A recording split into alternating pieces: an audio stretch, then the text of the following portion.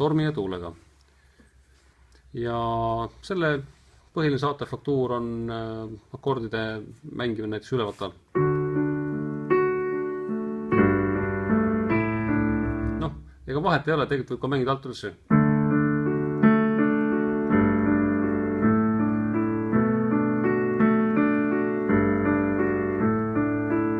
Vist äkki isegi originaalis oli niipidi, et alt ülesse. Ühesõnaga akordide mängimine alt üles või ülevalt alla või mingil sellisel moel. Taktimõõt on 6/8. Siis mõned huvitavad akordid on siin ka, et ärge neid tagurpidi mängige. Kohe teine akord on, esimene akord on D-tuur. Siis tuleb D-tuur G-bassiga, ärge seda vastupidi mängiga. See ongi niimoodi mõeldud. Sükse väga ilusa kõlaga akord. A-sus4. Sus4 on selline akord. Edasi B-moll 7. Et kuidas leida neid seitsmeid, siis et mängige 3 kõla ja siis asendate põhitoon septimiga. Tegelikult on nagu D-tuur B-bassiga.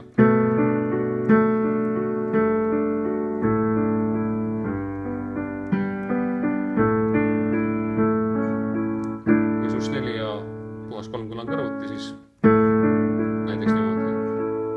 Nüüd tuleb G-tuur B-bassiga. Kõlab väga ilusti niimoodi, et ei dubleeri seda B-nooti siin paremas käes. Nii kõlab ilusamalt. Järgmine kord on D-tuur Fis-bassiga. Jälle, kui akordi terts on bassis, siis soovitan paremas käes mitte seda tertsi dubleerida, et siin on Fis-noot. Seda ma ei mängi, mängin hoopiski A ja D ja kordan seda A-d.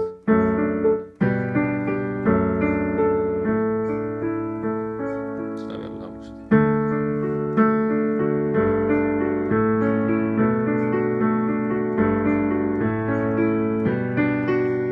G-mai 7 B-bassiga. Mängin seda nüüd niimoodi, et kõik akordi helid on mängitud, lihtsalt see B-noot on bassis, seda ma siin paremas käes ei mängi.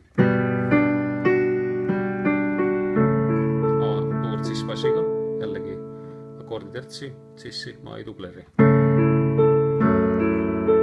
Fis-moll 7.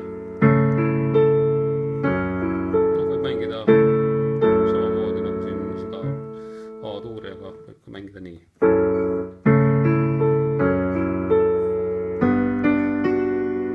G-mai 7.